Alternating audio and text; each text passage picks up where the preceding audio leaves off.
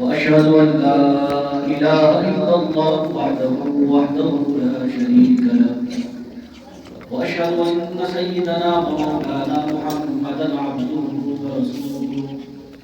أرسله بالحق بشيرا ونذيرا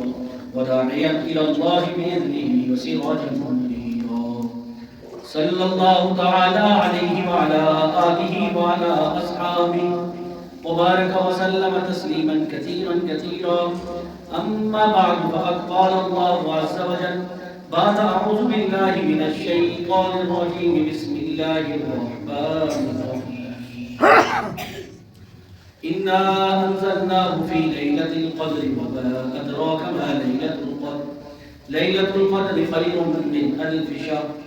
وقال الله عز وجل أولم يكفهم أنا أنزلنا عليك الكتاب يتلى عليهم. وقال الله عز وجل إنه لتنزيل رب العالمين نزل به الروح الأمين على قلبك لتكون من المنذرين بلسان عربي مبين وإنه لفي زبر الأولين. قال النبي صلى الله عليه وسلم أشراف أمتي حملة القرآن. وقال النبي صلى الله عليه وسلم من صام رمضانه إيمانا واحتسابا غفر له ما تقدم من ذنبه ومن قام رمضان إيمانا واحتسابا غفر له ما تقدم من ذنبه. صدق الله وصدق رسوله النبي الأمي الكريم ونحن على ذلك لمن الشاهدين والشاكرين والحمد لله رب العالمين. قال رب اشرح لي صدري ويسر لي أمري واحلل عقدة من لساني يفقهوا قولي. إن الله وملائكته يصلون على النبي يا أيها الذين آمنوا صلوا عليه وسلموا تسليما. اللهم صل على سيدنا ومولانا محمد وعلى آل سيدنا ومولانا محمد وبارك وسلم علیہ. حمد و ستائش اس ذات ببرکت کے لیے جس نے اس کارخانہ عالم کو وجود بخشا، اور درود و سلام اس محسن اعظم پر جس نے دنیا میں حق کے بول کو وارا کیا، اور لاکھوں سلام اس آقا پر بتلاکوں جس نے توڑ دیے، دنیا کو دیا پیغام سکون، طوفانوں کے رنگ توڑ دیے. اس محسن اعظم نے کیا کیا نہ دیا انسانوں کو، منشور دیا، دستور دیا، شرائع دی، کچھ موڑ دی. محترم سامعین، سب سے پہلے میں مشکور ہوں قاری امتیاز صاحب کا، اپنے برادر عبداللہ کا، انہوں نے آپ حضرات سے مخاطب ہونے کا موقع فراہم کیا. اور اسٹیج پہ معزز اور محترم حضرات علماء کرام جو ہمارے بڑے ہیں، میں سمجھتا ہوں کہ ان حضرات کے سامنے نظر کشائی کرنا میرے لیے بڑا مشکل ہوگا، لیکن ایک بڑا مشکل جملہ ہے الامر فوق الادب، کہ بھائی جو حکم ہوتا ہے یا اس سے اونچا مقام ہوتا ہے. تو ان حضرات کے حکم کے تحت میں آپ کے پاس حاضر ہوا ہوں. میں امید کرتا ہوں کہ اللہ تعالیٰ مجھے مقصد بات کہنے کی توفیق عطا فرمائے گی، اور جو بات ہماری سمجھ میں آئی تو اقول کہ اللہ تعالیٰ ہم سب کو اس پر عمل کرنے کی توفیق عطا فرمائے. جو میری دائیں جانب حضرات علماء کرام ہیں، ہم نے جو اساتذہ سے پڑھا وہ سبق ہے، تو گویا کہ یہ بھی ہمارے استاد ہیں، تو یہ اساتذہ کو استادوں سے پڑھا وہ سبق سنانا اس حوالے سے کوئی غلطی ہوگی تو بڑی رہنمائی کر دیں گے. بہرحال میں حضرات علماء کرام کا بھی شکریہ ادا کرتا ہوں، اور سب سے پہلے میں قاری صاحب کو اور پھر آپ تمام حضرات کو مبارکباد پیش کرتا ہوں. مبارکباد اس بات کی کہ حضرت قاری امتیاز صاحب نے سورہ فاتحہ لے کے سورہ ناس تک قرآن مجید کی تلاوت فرمائی، اور آپ حضرات نے سورہ فاتحہ سے لے کے سورہ ناس تک قرآن مجید کی سماعت فرمائی. جس طرح امام الانبیاء حضرت محمد مصطفیٰ احمد مجتبیٰ خاتم النبیین صلی اللہ علیہ وسلم کی سنت ہے قرآن مجید کی قرات کرنا، اسی طرح اللہ کے نبی صلی اللہ علیہ وسلم کی سنت ہے قرآن مجید کی سماعت کرنا. نبی علیہ السلام جس طرح قرآن کی تلاوت فرمایا کرتے تھے، اسی طرح حضرات قرآن حضرت عبید بن کعب، حضرت عبداللہ بن مسعود رضی اللہ تعالیٰ عنہ اور دیگر صحابہ سے قرآن کی سماعت بھی فرمایا کرتے ہیں. جس طرح قرآن مجید کے ایک حرف پڑھنے پہ 10 نیکیاں ملتی ہیں، اسی طرح قرآن مجید کے ایک حرف کے سننے پر بھی 10 نیکیاں ملتی ہیں. تو جہاں 6500 کے قریب حروف حضرت قاری صاحب نے پڑھے، 6500 کے قریب آیات حضرت قاری صاحب نے پڑھی اور آپ نے سماعت کی، تو جہاں حضرت قاری صاحب کو اجر ملا وہاں اللہ آپ کو اجر عطا فرمائے. ہمارے یہاں عموماً ختم القرآن کے موقع پہ جو تقاریب کا انعقاد کیا جاتا ہے، اس کا جو بنیادی مقصد ہوتا ہے وہ صرف یہی ہوتا ہے، کیونکہ ہم عجمی لوگ ہیں، ہماری قرآن مجاہد کے ساتھ صرف اتنی ہی نسبت ہوتی ہے کہ بھئی ہم یا قرآن کی قرات کر دیتے ہیں یا قرآن کی سماعت کر لیتے ہیں۔ ہم میں سے خالی 4-5% لوگ ایسے ہوتے ہیں جو قرآن مجید تفسیر کے ساتھ پڑھتے ہیں، اور وہ بھی آج بھی صبح پڑھ رہا تھا ڈاکٹر محمود احمد غانی صاحب کے محاضرات، تو حضرت بڑی اچھی بات ہے، ہم میں سے جو کچھ 5-10% لوگ قرآن مجید کی تفاسیر پڑھتے ہیں تو 3-4 سال کا عرصہ بھی جاتا ہے، اس عرصے میں جب قرآن مجید مکمل ہوتا ہے تو شروع سے اس پڑھنے والے قاری کو یہ بھول جاتا ہے کہ اس میں جو میں نے مقاصد پڑھے ہیں ہوتے کیا۔ برحق ان مجالس کا انعقاد صرف اس لیے ہوتا ہے کہ بھائی اس قرآن مجید کا مقصد، اس کا لب لباب اور قرآن کی نزول کا مقصد اور قرآن کا تعارف اور صاحب قرآن کا تعارف ہمارے سامنے ہو جائے، تاکہ جب کسی کتاب کی، کسی رسالے کی اہمیت ہمارے سامنے ہوتی ہے اس کو توجہ دھیان کے ساتھ پڑھا جاتا ہے، اس پر عمل بھی کیا جاتا ہے۔ تو سب سے پہلے قرآن مجید کا تعارف خود اللہ تعالیٰ نے قرآن مجید سورہ شعراء میں پیش فرمایا، اِنَّهُ لَتَنزِيلُ رَبِّ الْعَالَمِينَ، قرآن وہ کتاب ہے جو اللہ تعالیٰ نے نازل فرمائی ہے، نزل بہ الروح الامین،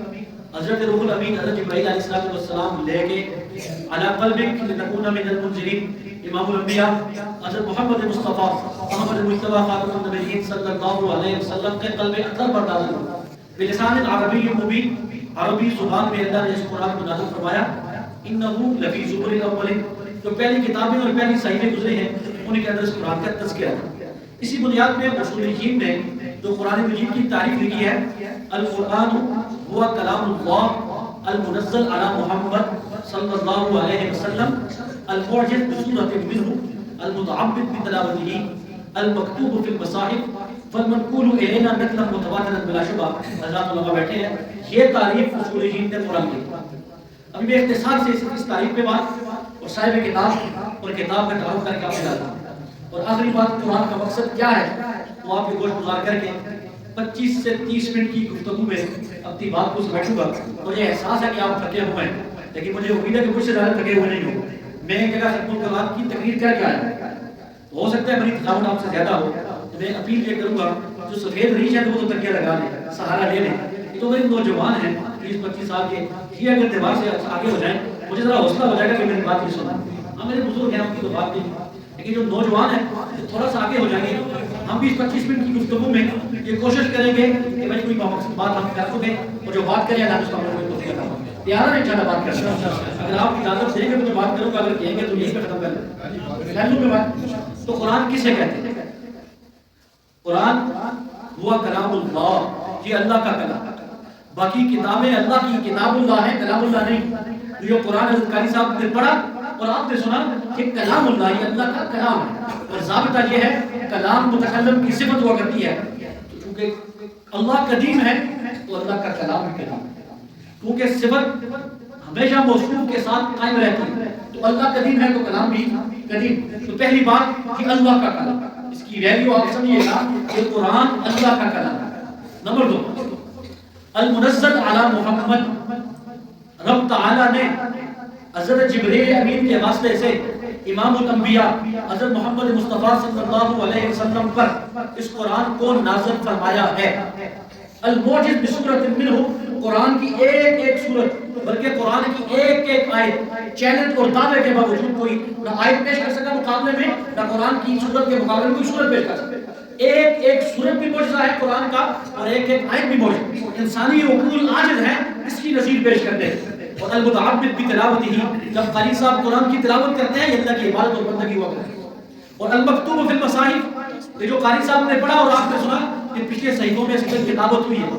اللہ نے فرمایا انہ لفی زبر الاولین، جو پہلی کتابیں اور صحیفے تھے اس میں قرآن کا تذکرہ ہو چکا ہے، یہ وہ قرآن۔ اور اس سے بھی اگلی بات والمنقول الینا نقلا متواترا بلا شبہ، امام الانبیاء حضرت محمد مصطفیٰ احمد مجتبیٰ صلی اللہ علیہ وسلم سے لے کے آج تک یہ قرآن نقل متواتر کے ساتھ ان سینوں تک منتقل ہوا۔ یہ بات چیلنج کے طور پر کی جا سکتی ہے، اگر قرآن کی کتابت نہیں ختم بھی ہو جائے، اگر جو صحیفے جو ہمیں نظر آتے ہیں کہیں دریا گھٹ بھی ہو جائیں، سمندر گھٹ بھی ہو جائیں، ایسے سینے موجود ہیں جن سینوں کی بنیاد پہ قرأت کر کے تمہارے اس قرآن کی کتابت کی جا سکتی ہے۔ اللہ نے ایسے سینے رکھے ہیں، ہم نے دیکھا ہے ہمارا 6 سال کا 7 سال کا بچہ حافظ قرآن اور وہ پورا قرآن اس طرح پڑھتا ہے، دنیا کی کسی کتاب، ایک چیلنج کے ساتھ یہ بات میں کرتا ہوں، 10 سے 12 صفحات کی کتاب بھی کوئی لفظ یاد نہیں کر سکتا، نہیں تو تجربہ کر کے دیکھ، سناتے ہوئے اس کو غلطی ضرور ہوگی۔ یہ قرآن ایسا اللہ کا معجزہ ہے کہ بھئی ہمارا 8 سالہ 7 سالہ بچہ بھی قرآن زبانی یاد کر لے، تو یہ اللہ کا اعجاز ہے، اللہ کا معجزہ۔ اور اس سے بھی اگلی بات ہے، اللہ خود فرماتے ہیں اولم یکفیہم انا انزلنا علیک الکتاب یتلی علیک۔ مشرکین مکہ کہا کرتے تھے وقالوا لولا انزل علیہ آیۃ من ربہ، کوئی آیت، کوئی نشانی، کوئی معجزہ اللہ کے نبی نہیں لے کے آئے، کوئی ایسے لے کے آئے تو ہم ان کو مان لیں۔ اللہ نے فرمایا عرشوں سے قرآن مجید کے اندر کہ وقالوا لولا انزل علیہ آیۃ من ربہ، یہ مشرکین مکہ کہتے ہیں، یہ قریش مکہ کہتے ہیں کہ کوئی آیت، کوئی معجزہ، کوئی نشانی، کوئی برہان اور کوئی دلیل یہ نبی کو نہیں لے کے آتا۔ قل اے نبی کہہ دیجئے انما الآیات عند اللہ، معجزہ پیش کرنا، دلیل پیش کرنا، برہان پیش کرنا یہ اللہ کا کام ہے، میرا کام نہیں۔ اس سے الگ، اس سے آگے قدم چل کے اللہ فرماتے ہیں اولم یکفیہم انا انزلنا علیک الکتاب یتلی علیہم، کیا تمہیں یہ بات کافی نہیں کہ اللہ تعالیٰ نے یتلی علیہم ایسی کتاب نازل فرمائی جس کتاب کی تلاوت کی جائے، یعنی قرآن ایک ایسا معجزہ ہے جو اللہ نے نازل فرمایا اور ہے بھی ایسے کہ اس کی تلاوت کی جائے۔ اور ویسے بھی اصولیین نے جو تعریف کی اس میں یہی بات ہے، نقل متواتر کے ساتھ امت تک پہنچی، یعنی یہ بات دعوے کے ساتھ کی جاتی ہے جو قرآن حضرات 45 صحابہ کرام جو کاتبین وحی تھے، نبی علیہ السلام نے ان سے کتابت کروائی کہ وہی قرآن مجید ہے جو آج 14 صدیاں گزرنے کے بعد امت تک پہنچا، اس میں کوئی شک شبہ نہیں۔ وجہ اس کی یہ ہے قرآن اللہ نے نازل فرمایا، سورہ بقرہ کی دوسری آیت میں اللہ فرماتے ہیں ذالک الکتاب لا ریب فیہ، اس کتاب میں کوئی شک نہیں ہے، کوئی ریب۔ ہمارے ایک شاعر ہے چناسی بابا اللہ تعالیٰ سے عطا فرمائے، ان کا بڑا مشہور ایک شعر ہے کتاب من اللہ لا ریب فیہ رسول من اللہ لا عیب فیہ، اللہ نے ایسی کتاب نازل فرمائی اس کتاب میں کوئی شک شبہ ہے ہی، یہ ہے ہی سارا پک اور یقین، شک شبہ نہیں ہے، یہ یقین اور پکی بات ہے۔ اور نبی اللہ نے ایسا بھیجا اس نبی میں کوئی آیا ہے، تو یہ کتاب اللہ نے اس نبی پر نازل فرمائی جو بے عیب نبی، ظاہر کتاب بے عیب نبی پر اللہ نے نازل فرمائی۔ کیوں نازل فرمائی؟ اللہ فرماتے ہیں ہدی للناس وبینات من الہدی والفرقان، نازل ہم نے اس لیے فرمائی اس میں لوگوں کی زندگی گزارنے کے اصول اور ضوابط موجود۔ ابھی کوئی آدمی یہ بات کہے کہ مجھے پاکستان کے قانون کا پتہ، آئین پاکستان کو نہیں سمجھتا، لہذا پسٹل اٹھائے اور کسی کی جان لے لے، اور جب کسی کی جان لی وہ آدمی مر گیا، پولیس اس کو گرفتار کر کے عدالت میں پیش کرتی،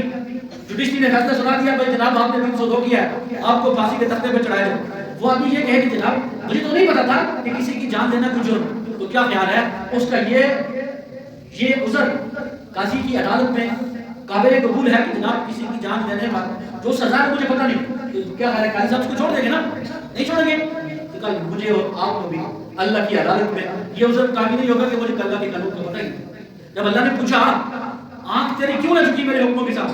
کان تیرے وہاں کیوں نہ سننے کے قابل ہوئے جن چیزوں کے میں نے سننے کا کہا، اور قرآن ان چیزوں کے سننے سے کیوں نہ روکے جن سے میں نے روکا، اور میں اور آپ یہ کہتے ہیں کہ اللہ بھی ہمیں پتہ نہیں تھا، ہمارا یہ عذر قابل قبول ہے، قابل قبول ہے، یہ وقت ہے نا، اس وقت میں ہم سمجھ لیں۔ اس سے بھی اگلی بات کرتا ہوں، میں اور آپ جس دنیا میں رہتے ہیں اس دنیا کی جھوٹی عدالتوں کے اندر کوئی آدمی جائے میرے اور مولانا امتیاز صاحب کے خلاف دعویٰ کرے کہ مفتی صاحب نے اور امتیاز صاحب نے میری زمین قبضہ کی، ہائی کورٹ تک بلکہ سپریم کورٹ تک بھی ہم جائیں گے، 10-15 سال لگیں گے، اس شخص کے جھوٹے دعوے سے نکلنے پر لاکھوں روپے بھی خرچ کرنے پڑیں گے، سپریم کورٹ تک بھی جانا پڑے گا۔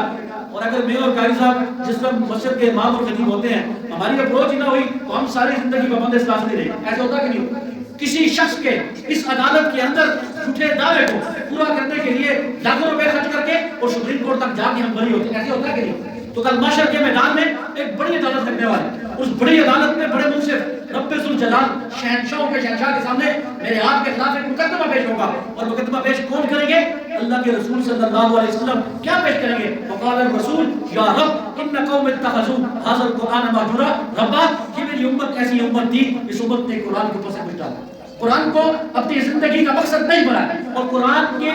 نزول کو، قرآن کے اتارنے کے جو طرائق تھے اس کا مقصد اصلی نہیں سمجھا۔ میرے آپ کے پاس کوئی عذر، کوئی دلیل، کوئی جواز ہے کہ بھئی نبی علیہ السلام کے دعوے کے سامنے اللہ کی بارگاہ کے اندر کوئی عذر پیش کریں گے کہ یا اللہ یا رسول اللہ ہمیں تو پتہ ہی نہیں تھا کہ قرآن کے اندر بھی کوئی حکم ہے، تو کیا خیر ایسی کوئی بات تھی؟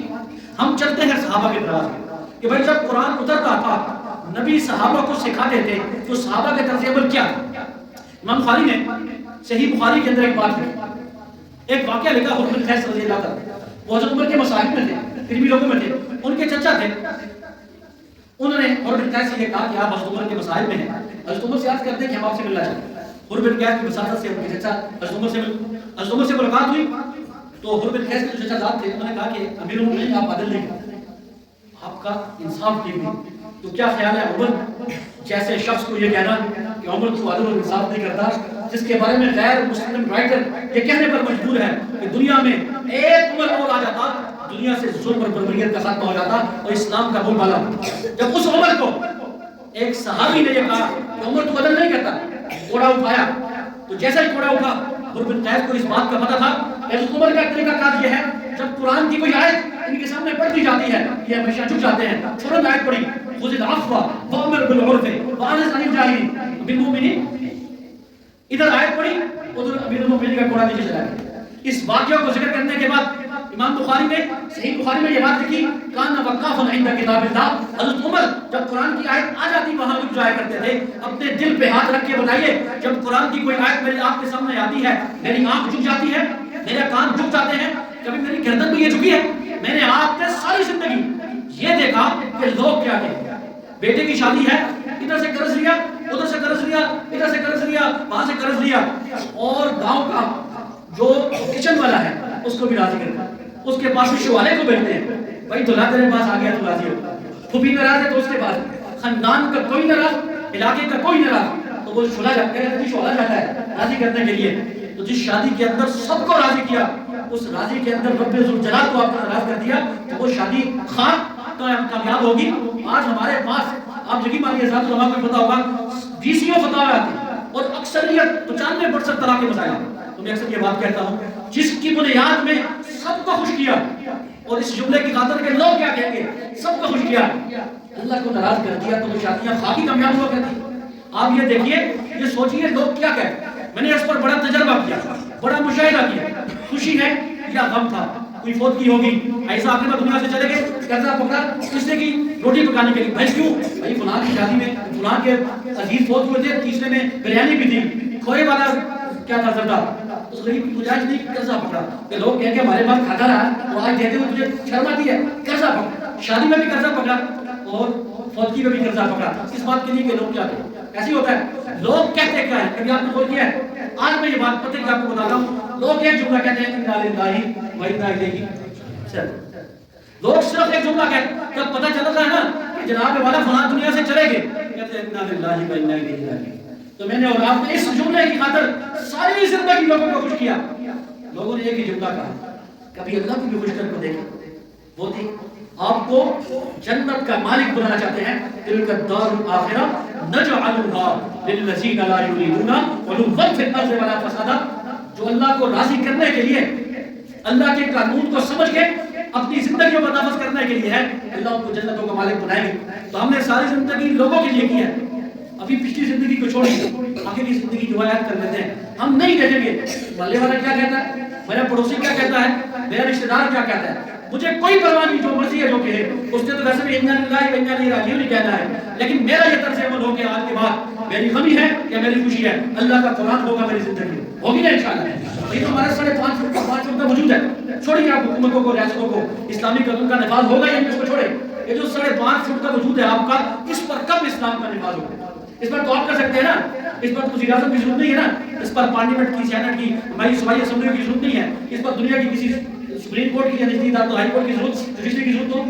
کون یہ عہد کرتا ہے کہ یہ 5.5 فٹ کا وجود اللہ کے حکم پر ہوگا نبی کی تعلیمات پر، کون یہ عہد کرتا ہے؟ تاکہ جب میں اور آپ جب اللہ کے نبی صلی اللہ علیہ وسلم اللہ کے دربار میں یہ دعویٰ پیش کریں گے ہمارے پاس کوئی چیز تو وہ ہم پیش کریں گے ایسا کہ زندگی تیرے حکموں پر تیرے نبی کے سنتوں کے مطابق گزاری ہے، پھر ہوگا ہمیشہ ہمیشہ اچھا، اور اگر یہ نہیں ہوگا تو ہمیشہ ہمیشہ کا فیصلہ۔ دیکھیے نا آج کل کی دنیا والے دنیا کے دانشور تجزیہ نگار ان کے جو تجزیے ہوتے ہیں وہ بدلتے رہتے ہیں، بلکہ ان کے معیارات بھی بدلتے ہیں، جس طرح ہر آدمی جب بچہ چھوٹا ہوتا ہے نا 5-10 سال کا باپ یہ چاہتا ہے کسی اچھے اسکول میں پڑھ جائے تو یہ کامیاب ہو، بچہ یہ چاہتا ہے کہ میں اچھی طرح انگلش بولنا سیکھ جاؤں تو یہ کامیاب ہو، تو 10 سے 15 سال کا ہوتا ہے تو بچہ یہ کہتا ہے مجھے اچھے اچھے کھانے مل گیا تو میں کامیاب۔ باپ یہ چاہتا ہے کہ پرائمری اچھے اسکول میں ہو گئی ہے تو میں تو کسی اور سے اسکول میں ہو، کسی آدمی کے بازار سے لاد کے کر دیتے ہیں بچہ کیڈر بن جائے۔ جب 15 سے 20 سال پہ ہوتا ہے باپ کی خواہش ہوتی ہے کہ کیڈر بن جائے، سی ایس ایس کر لے، اور بچہ کہتا ہے ابو ابو جان کو ملی تو پتہ نہیں تو میری جوانی ہے کہ کھاؤں گا پیوں گا، پابند کیا ہوا 3 سال 20 سال تک 17 سال تک جوانیاں گزرا، اسکول سے نکلا کالج سے نکلا تھا 20-22 سال میں یونیورسٹی کا ایسی ہوتا ہے۔ کبھی آپ نے یہ دیکھا ہے تو ہمارے 3 سال کا بچہ اسکول جاتا ہے ایسی ہوتا ہے تو اسکول میں کیا کرتا ہے؟ وہاں جا کے جھولا جھولتا ہے نا۔ 3 سال کا بچہ پلے گروپ میں جا کے کیا کرتا ہے؟ آپ میں سے اکثر یہ 3 سال کے بچے اسکول میں پڑھتے ہوں، کبھی کسی بچے سے آپ پوچھیں آپ نے اسکول میں کیا پڑھا، وہ آپ کو یہ بتائے کہ میں نے جھولا ایسے جھولا ہے تو لنچ لے کے گیا ہوں وہاں بیٹھ کے کھایا، ایسے ہوتا ہے۔ امام بخاری نے تحمل حدیث کی شرط سے بخاری میں 5 سال رکھی، ہم جب چھوٹے ہوتے تو 5 سال کی اسکول میں داخل کیا جاتا، آج 3 سال کو اس کے والے کیونکہ ماں بھی مصروف ہے اور باپ بھی مصروف، ایسے ہی ہے نا۔ جب 3 سال کے بچے کو آپ اسکول کے حوالے کر دیں گے اور یہ آپ دل پہ آ کر کے بتائیے آپ کے پاکستان کے اندر کتنے اسکولوں کا نصاب ہے؟ اور خان کا الگ ہے، بیگم ہاؤس کا الگ ہے، سٹی اسکول کا الگ ہے، مختلف کوئی ایکسفورڈ کا پڑھا رہا ہے، کوئی میز والوں کو پڑھا رہا ہے، کوئی فلاں پڑھا رہا ہے، کوئی فلاں پڑھا رہا ہے۔ آپ کے جتنے نصاب ہیں آپ دل پہ ہاتھ رکھ کے بتائیے کوئی نصاب ایسا ہے جو آج کے بچے اور نوجوان کی اتنی تربیت کر دے کہ وہ کم از کم ایک سیدھے سادے سے مسلمان بن جائے۔ اس لیے یہی بات ہے، میرے ایک عزیز چارٹرڈ اکاؤنٹ کیا ہے جی چارٹرڈ اکاؤنٹ، جب ان کی والدہ کا انتقال ہو تو میں نے خود دیکھا کہ نماز جنازہ کے اندر عیدگاہ کے اندر وہ مصنون دعاؤں کی کتابوں کی آتے پکڑے، تو میں نے پوچھا جناب یہ کیوں ہے؟ اس نے کہا ذرا وہ نماز جنازہ کی دعا نہیں آتی تو وہ یاد کر لیں گے۔ جب آپ کا چارٹرڈ اکاؤنٹنٹ اپنی ماں کے لیے جو رخصتی کا ٹائم ہے نماز جنازہ کی دعا نہیں کر پڑ سکتا تو وہ اس کو قبر کے بتال کے اترنے کی بات کیا یاد کرے، اسے کیا لگے بات ہی یا نہیں۔ اور کسی بھی اگلی بات اسلام کے اندر ایک بہت بڑے اسکالر ہے تو ان کے والد کا انتقال ہو تو وہ داڑھی مار کے رونے لگے، تو صاحب امام صاحب سے انہوں نے کہا آپ نہ روئیں، اللہ کا فیصلہ ہے، اللہ کا قانون ہے، ہر آدمی دنیا سے جانا ہے، آپ یہ بات جان کے چلیں گے اللہ ان کی مدد کرے تو بس آپ صبر کریں حوصلہ رکھیں۔ انہوں نے کہا مجھے والد کی جدائی پہ رونا نہیں آ رہا، مجھے رونا اس بات پہ آ رہا ہے کہ اپنے والد کی آخری رسوم میں بھی شریک نہیں ہو سکتا کہ مجھے والد جنازہ ہی نہیں۔ جب بچوں کو ہم 3 سال سے 25 سال تک کالج اور یونیورسٹیوں کے حوالے کریں گے پھر قبر میں بتال کے اترنے کے بعد انہیں کیا یاد کریں، انہیں کیا لگے؟ ہم یہ کہتے ہیں ہمیں کیا جو توبت میں میرے رہیں گے تہے خاک ہم تو اکیلے رہے، ہمارے تو یہ طریقہ کار ہے۔ اور بچہ کیا سوچتا ہے کھانے پینے کا ٹائم پاپا جان نے کیا کیا؟ خواجہ مجذوب صاحب نے ان سارے نبیوں کو بڑے اچھے کرائے میں بیان کیا کہ تجھے پہلے بچپن میں برسوں کھلایا، جوانی نے پھر تجھ کو مجنون بنایا، بڑھاپے نے آگے کیا کیا ستایا، اجل تیرا کر دے گی بالکل سپایا، جگہ جی لگانے کی دنیا نہیں ہے یہ عبرت کی راہ ہے۔ تو میں بات میری وہاں سے کس طرح دکھ رہی ہے، میں اپنے موضوع کی طرف آتا ہوں۔ جو اللہ نے کتاب نازل فرمائی ہے، قانون ہے، آئین ہے، زندگی گزارنے کا طرز، زندگی گزارنے کے اصول اور ضوابط بتا ہے، اور جب ہم نے اس قرآن کو کبھی ترجمے کے ساتھ پڑھا ہی نہیں ہے تو ہمیں کیا پتہ اس میں کیا ہے۔ پہلے زمانے میں جب بچے باہر چلے جاتے ہیں ایسا کہ باہر جاتے ہیں تو باہر سے خط آتے ہیں، ایسے یہاں سے جو باہر جاتا ہے تو انگلش میں خط لکھتے ہیں، ابا جان کو ان کو بیچاری آتی ہے اردو بھی نہیں آتی تو خط انگلش میں لکھتے ہیں، تو خط آتا ہے تو یقین مانیے وہ باپ اور وہ ماں اس وقت چین سے نہیں بیٹھتے، جب پورے گاؤں میں ڈھونڈ ڈھونڈ کے کوئی پڑھنے والا ہے تو خط کرے کہ بتا دے کوئی ہے کوئی ہے کوئی، جب گاؤں میں نہیں ملتا تو شہر جاتے تھے، بھئی ہمارے بیٹے نے آخر لکھا کیا؟ والد کو تجسس ہوتا ہے، والد اس خیال میں رہتا ہے کہ میرے بیٹے نے مجھے کیا لکھا، تو جتنا تجسس ایک باپ کو اپنے بیٹے کے خط میں ہے ہمیں اتنا تجسس نہیں ہے کہ اللہ قرآن میں ہم کیا کہتے ہیں، اتنا خیال ہمیں بھی نہیں ہے کہ اللہ ہمیں کیا کہتے ہیں۔ اللہ فرماتے ہیں کل المؤمنین یغضوا من ابصارہم، ایمان والے کو نظر نیچی کر، کل المؤمنات یغضضن من ابصارہن، ایمان والی عورتیں اپنی نظر نیچے کر یحفظن فروجہن شرمگاہوں کی حفاظت، ہمیں سمجھ نہیں آتا۔ اللہ فرماتے ہیں ان السمع والبصر والفؤاد كل اولئک کان عنہ مسؤولا ولا تمشي في الارض مرحا انك لن تخرق الارض ولن تبلغ الجبال طولا، ہمیں تو پتہ نہیں لگتا ہے۔ بقول استاد محترم الفضائل الراقی صاحب، ہم نماز پڑھتے ہیں ہم اللہ سے مخاطب ہیں، نماز کے اندر نمازی کس سے مخاطب ہے؟ اللہ سے، اور ہر جملے پہ اللہ جواب، نمازی کہتا ہے الحمدللہ رب العالمین، جواب کہتا ہے حمیدنی آپ، کہتا ہے الرحمن الرحیم، جواب ملتا ہے مجدنی آپ، کہتا ہے مالک یوم الدین، جواب ملتا ہے اسنا علی آپ کی، مصلی نماز پڑھنے والا کہتا ہے ایاک نعبد و ایاک نستعین۔ تو کیا خیال ہے میرا اور آپ کا نماز کے اندر فاتحہ یا سورت پڑھنا ہمیں خود پتہ ہوتا ہے پڑھتے کیا؟ جواب تو باہر بھی آئے گا، اور یا تو جب ہم قرآن کھول کے پڑھتے ہماری توجہ دھیان کہاں ہوتی ہے؟ تو آج کی اس گفتگو میں صرف قرآن کے 3 حق میں آپ کے سامنے سادہ لفظوں میں رکھنا چاہتا ہوں۔ قرآن کا سب سے پہلا حق یہ ہے کہ اس قرآن کو سال میں کم از کم 2 مرتبہ پڑھ کے ختم کیا. کتنی مرتبہ؟ کم از کم 2. حق ہے. لیکن جو میرے آپ کے بڑے صلحاء کیا گزرے ہیں، امام صاحب ابو حنیفہ نعمان صاحب رحمۃ اللہ کے بارے میں آتا ہے صرف رمضان میں 61 قرآن ختم کیا کرتے. کتنے؟ صرف رمضان میں، پورے سال میں نہیں. رمضان میں کتنے؟ 61 قرآن. ایک قرآن دن کو، ایک رات کو قیام اللیل، اور ایک قرآن مجید جس طرح قاری صاحب نے آپ کو سنایا پورے 30 دن. تو 30 اور 30 60 اور ایک کتنا ہو گئے؟ 61 قرآن. امام غزالی نے لکھا یہ جو مہینہ ہے انہ تلاوت القرآن، یہ مہینہ قرآن کی تلاوت ہے. تو کیا خیال ہے ہم میں سے ایسے بدبخت کچھ لوگ ہیں جو سال میں 2 مرتبہ قرآن ختم نہیں کرتے. وجہ کیا ہے؟ کہ واقعی نہیں، شرم آتی ہے. یہ بات کہیں بھی ایک جگہ کی ہے. آپ انگلش لینگویج سینٹروں میں جائیں یا چائنیز یا یورپین یا کسی بھی جہاں لینگویج کا وہاں سینٹر جتنے بھی ہیں، آپ کو بڑے بڑے لوگ بھی ملتے ہیں. بھائی آپ کیوں آئے؟ جی بس پہلے جانا ہے تو چاہتا ہوں ذرا وہاں کی کوریا والوں کی زبان سیکھ لوں، چائنا والوں کی زبان سیکھ لوں. کبھی ہمارے دل میں یہ نہیں آیا کہ قرآن کی زبان بھی سیکھ، کبھی یہ نہیں آیا کہ جنت کی زبان بھی سیکھ. اللہ کے نبی نے فرمایا نا، کیا فرمایا؟ حب العرب بالصلاة لأني عربي والقرآن عربي ولسان أهل الجنة في الجنة عربي. کبھی میرے آپ کی ذہن میں یہ بات بھی آئی ہے کہ ہم بھی اہل جنت کی زبان سے، ہم بھی قرآن کی زبان، تو کم سے کم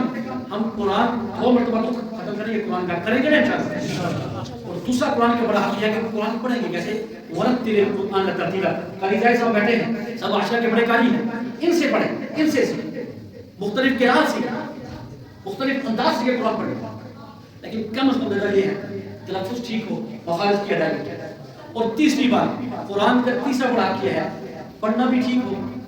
مخارج کی ادائیگی بھی ٹھیک، اور سمجھ کے پڑھیں گے قرآن اللہ کہتے کیا ہے. اس کے لیے دوسرے قرآن ہوتے ہیں. آپ مثلا بہار کرتی درس قرآن، درس قرآن آپ بیٹھے ایک آیت 2 آیت قاری صاحب پڑھیں، آپ یقین مانیے آپ قرآن پڑھ کے لگے. قانون تعبیر میں ابوبکر ابن عربی رحمہ اللہ نے آج سے 1000 سال پہلے ایک بات کہی، قرآن کے اندر 700 علوم پائے. کتنے؟ 700. میں نے کتاب میں پڑھا کہ قرآن کے اندر 70,000 علوم پائے. کتنے؟